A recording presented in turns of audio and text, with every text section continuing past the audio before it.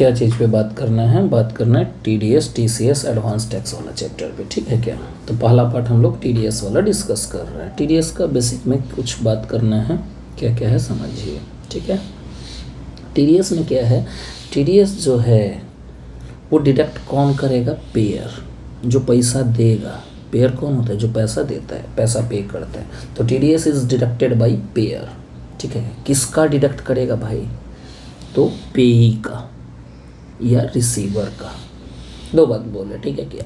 जो टीडीएस जो है वो डिडक्ट माने कौन करेगा? पेयर करेगा।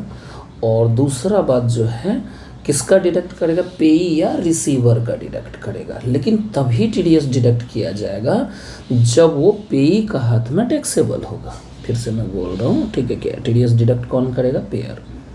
डिडक्ट तभी करेगा जब वो पेई का हाथ में क्या होगा? रिसीवर का हाथ में क्या होगा? टैक्सेबल होगा। नहीं तो टीडीएस डिडक्ट करने का बात नहीं आएगी। यानी कि TDS deducted if amount is taxable in the hands of पेई और रिसीवर, ठीक है क्या?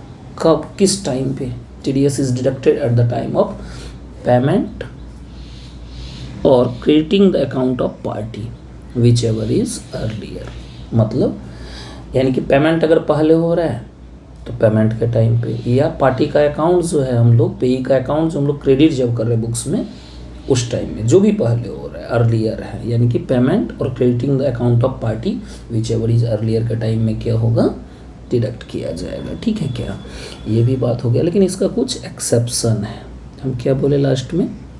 जो टीडीएस जो डिडक्ट किया जाएगा पेमेंट और crediting the account of party whichever is earlier होगा, उसका कुछ एक्सेप्शन है।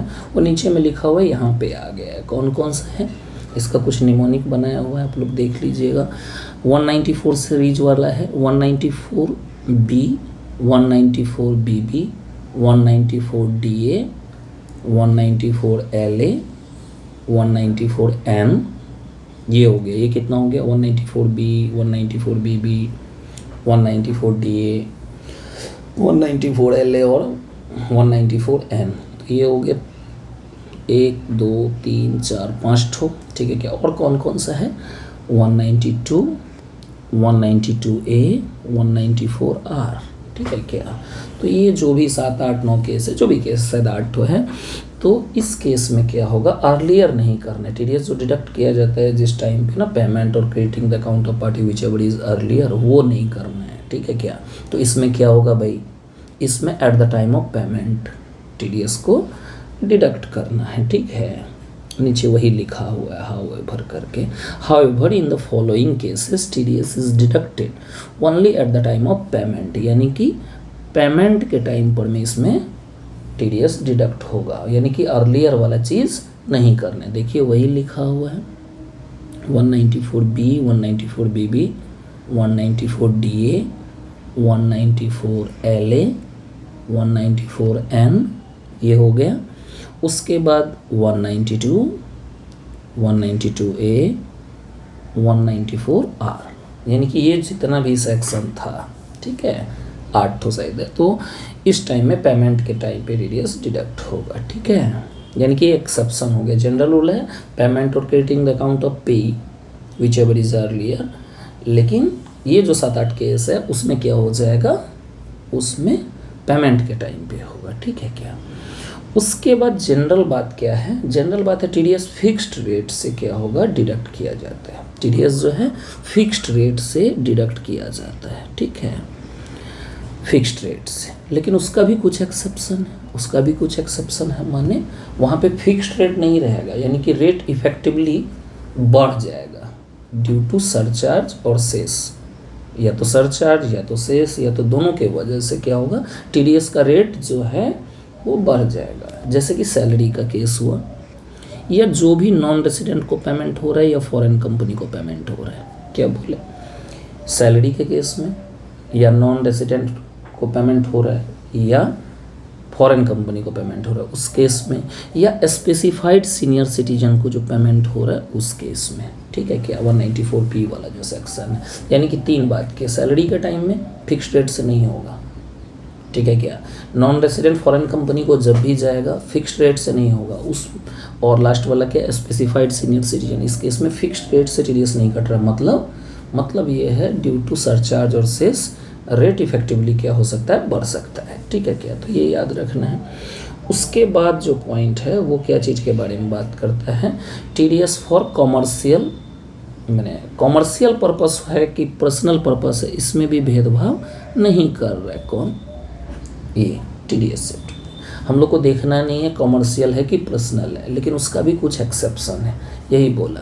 टीडीएस इज डिडक्टेड, ठीक है, both from the payment from both, ठीक है क्या, deducted both from payment of commercial purpose हो या पर्सनल पर्पस हो, ये जनरल बात हो गया। टीडीएस डिडक्ट होगा बोथ केसेस में, यानी कि कॉमर्शियल पर्पस है, पर्सनल पर्पस है, कुछ दिमाग लगाने का दरकार नहीं है। दिमाग कहाँ लगाना है, फिर एक्सेप्शन आ गया, accept in case of section 194C और जे, ये सीजे वाला जो सेक्शन है 194C और जे, ठीक है क्या, इस केस में क्या होगा, no TDS if payment made for personal purpose और बाय इंडिविजुअल एंड एचयूएफ। समझ में आ रहा है, यानी कि फिर यहाँ पे एक्सेप्शन आ गया, यानी कि कोई भेदभाव नहीं है टीडीएस में, कॉमर्शियल पर्पस के लिए पेमेंट हो रहा है कि पर्सनल पर्पस के लिए, लेकिन उसका भी फिर 194C और जे एक्सेप्शन हो गया। इसमें टीडीएस नहीं कटेगा अगर इंडिविजुअल एचयूएफ कर रहा है और पर्सनल पर्पस के लिए पेमेंट हो रहा है। ठीक है क्या, उसके बाद क्या है 4 नंबर पॉइंट, ठीक है क्या, टीडीएस जो है डिडक्ट करने का responsibility of no TDS is deducted, मतलब if payment is made by the payer, यानी कि क्या कर रहे हैं, पेमेंट जो है कर दिया कौन, पेयर, लेकिन टीडीएस डिडक्ट नहीं किया, यानी कि if payment is made by payer without deducting TDS, then क्या है, तो पेई का रिस्पॉन्सिबिलिटी क्या बनता है, मैंने क्या बोला, पेयर क्या कर दिया, पेमेंट कर दिया, ठीक है क्या, पेमेंट कर दिया और टीडीएस डिडक्ट नहीं किया, तो पेई का रिस्पॉन्सिबिलिटी बनता है, then pay is responsible for paid directly to the government. ठीक है क्या, यानी कि ये नहीं पे बच जाएगा।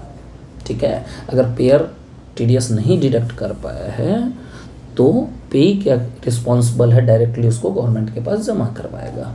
ठीक है क्या, लेकिन हाउएवर क्या बोल रहा है, अगर टीडीएस जो है पेयर डिडक्ट कर लिया लेकिन नहीं जमा किया गवर्नमेंट के पास, मैंने इस बार बदमाशी कौन किया, पेयर तो टीडीएस काट लिया, ठीक है क्या, और गवर्नमेंट को जमा नहीं किया, तो फिर उसका गलती नहीं है, पेई का गलती नहीं, then payee can not be liable to pay such tax, दोबारा थोड़ी ना पैसा देगा, एक बार टीडीएस डिडक्ट कर लिया पेयर, बस बात खत्म है। ठीक है क्या, पेयर टीडीएस डिडक्ट कर लिया, नहीं गवर्नमेंट को जमा करो तो गवर्नमेंट उससे जानेगा, पेई को फिर दोबारा देने का दरकार नहीं है। ठीक है क्या, उसके बाद 5 नंबर वाला में क्या है, 5 नंबर केस में क्या लिखा हुआ है, नो टीडीएस, कब टीडीएस नहीं कटेगा, अगर जो रिसीवर है, पेई जो है, ठीक है क्या, वो अगर सेंट्रल गवर्नमेंट है या स्टेट गवर्नमेंट है या आरबीआई है या स्टेटरी कॉरपोरेशन है या म्यूचुअल फंड है, तो इस सब केस में क्या होगा, टीडीएस नहीं काटेगा। यानी कि पेई जो है, माने पेयर जो पैसा दे रहा है, वो पेई कौन है, वहाँ पे पेई है सेंट्रल गवर्नमेंट या पेई है आपको स्टेट गवर्नमेंट या आरबीआई, स्टेटरी कॉरपोरेशन या म्यूचुअल फंड, यानी कि इस सबको अगर पैसा मिल रहा है तो जो पे कर रहा है वो टीडीएस काटेगा नहीं। समझ में आया क्या, यानी कि पेयर कब टीडीएस नहीं काटेगा, जब पे central government, state government, RBI, स्टेटरी corporation, mutual fund होगा। ठीक है क्या, और 6 नंबर पॉइंट क्या है भाई, 6 नंबर पॉइंट क्या है, 6 नंबर है, अगर मान लीजिए, ठीक है क्या, बिल में सेपरेटली इंडिकेटेड नहीं है जीएसटी कंपोनेंट, क्या बोले, बिल में जीएसटी कंपोनेंट सेपरेटली इंक्लूडेड नहीं है, तब तो जीएसटी कंपोनेंट पे भी क्या हो जाएगा, टीडीएस कट जाएगा। लेकिन अगर मान लीजिए बिल में जीएसटी सेपरेट दिया हुआ है, तो अगर जीएसटी सेपरेट दिया हुआ है तो जीएसटी वाला कंपोनेंट पे टीडीएस नहीं कटेगा। ठीक है क्या, मैं क्या बोला आप समझ पाए होंगे। ठीक है क्या, टीडीएस जीएसटी पे नहीं काटता है, लेकिन वो बिल में सेपरेटली होना चाहिए। अगर बिल में सेपरेटली नहीं किया हुआ है जीएसटी तो उस पर भी टीडीएस कटेगा, लेकिन अगर सेपरेटली है बिल में तो जीएसटी कंपोनेंट पे टीडीएस नहीं कटेगा। तो ये तो वही लास्ट वाला जो है 194 मैंने अर्लियर ये टिप्स वाला में क्या लिख दिया है बोलिए तो 194B 194BB 194DA LAN और 3 सेक्शन था, और 3 सेक्शन कौन सा था 192 192A 194R। ये जितना केस है इसमें पेमेंट के टाइम पे कटता है, कोई नोट्स में लिखा हुआ था। ठीक है क्या, यहाँ तक हो गया, यहाँ पे बेसिक ख़त्म होता है। ठीक है।